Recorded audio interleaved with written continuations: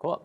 I'm going to move on now to TraceView because logs are great and logs tell our developers and app engineers a lot, especially about web services, and everyone uses logs to understand the characteristics of their application and debugging use cases. But when it comes to performance of your application, there's a lot of logs that can't tell you today about the interactions between your apps and the microservices or components that make up your app. And so this is a small microservice-based application we use for our demo environment, consisting of a front-end tier, which hits a booking service and an authentication service.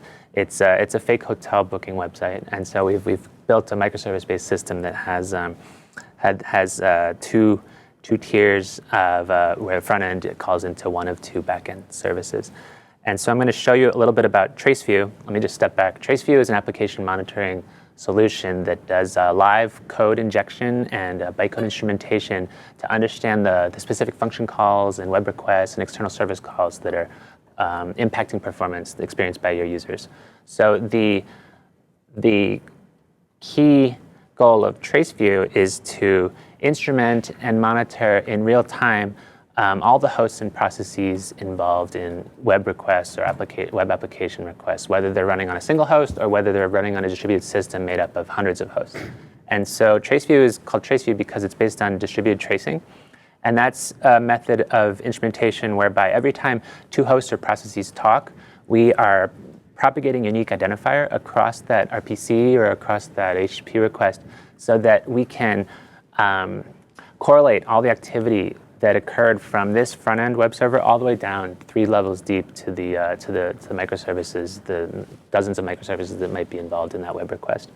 And so this gives you a little bit of a taste of the data we're collecting. But I think just looking at a single trace might be the best way to understand what it is we're doing surrounding multi-distributed tracing. So this is a trace into a Rails app up top running Rack and Rails using the Faraday Ruby module that makes web requests. And then you'll see here, there's a moment, maybe the waterfall chart makes it a little more clear.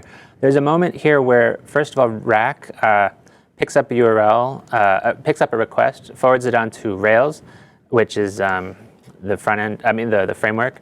And then Rails makes this web request to an external service. And so you can see right here in the span details what it is that the URL that's being requested from the Ruby app, and then you can see exactly the point in the backtrace where this call is being made.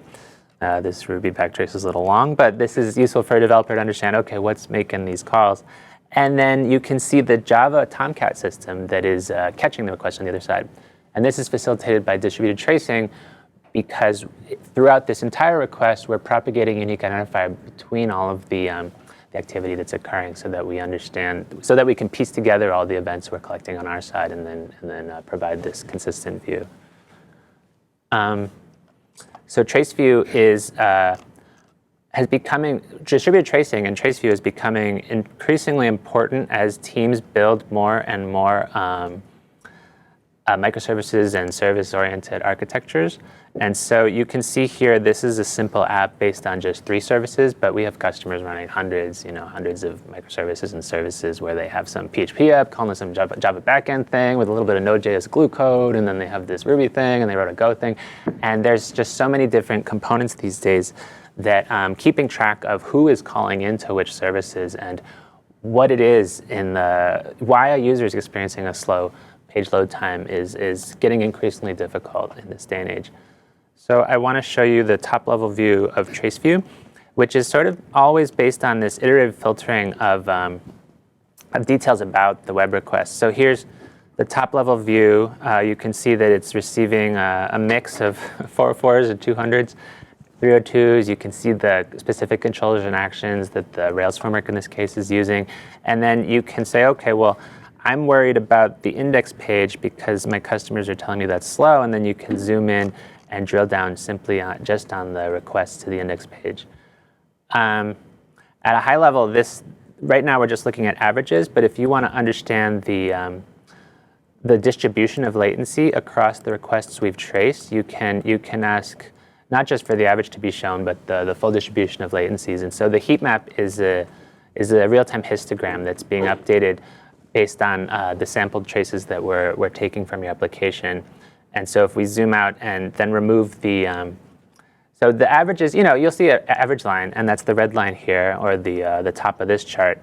Averages kind of lie to you, right? And what actually is true is that in your latency distribution, there's a variety of bands or distributions that make up your web app. You might have some slow stuff going at 40 milliseconds, and so here I'm zooming in and just selecting the 40 millisecond band, and so that it looks like my show controller in the hotels controller is responsible for that 40 millisecond band. But then I have this other range of requests in the 20 to 30 millisecond band, and you can see that the index, create, and new controller actions for these controllers are responsible chiefly for the performance in the middle here. And then there's this stuff in the bottom that's super fast and we're not too worried about. Apparently making new purchases, new sessions, and destroying sessions are responsible there.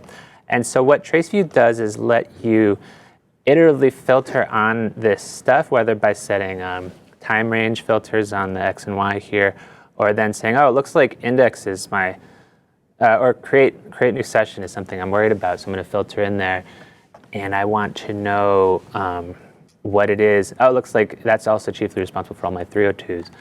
And so now I can say, okay, well, gosh, there was this one slow instance of a request up here that I want to look at this trace. And so now we can jump in and look at the trace that was. And so what's going on here? Well, we've got rack, and it's talking to Tomcat again, and then it's making a Spring framework call to a JDBC query that hits a Postgres server. And so what we're doing is we're tracing through 2 different systems down to the database level from the front end, and that's enabled by the distributed request tracing feature of TraceView. I want to go back one more time and just look at some of the slowest traces because those are always the coolest ones, and then take you for questions. So if I disable all the filters and then I go back here, these are the slowest traces that have come in recently, and so let's take a look. It looks like these are calls for particular hotels, and so let's look at one of those.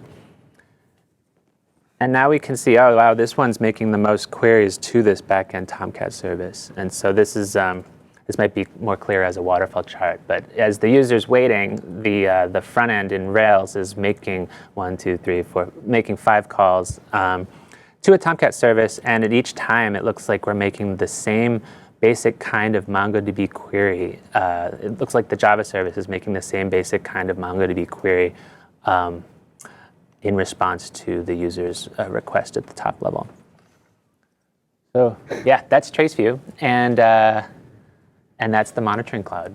It's all about understanding the performance of your users, whether they're interacting with the application code running the application, whether it's the infrastructure that's hosting your applications, or the platform as a service where you're basing it on, or the hybrid cloud environment that you're running your application in, as well as the user's performance experienced from browsers and clients, and then all the way down to function calls, intercepting function calls in different programming languages to understand the performance at a very low level in the code itself.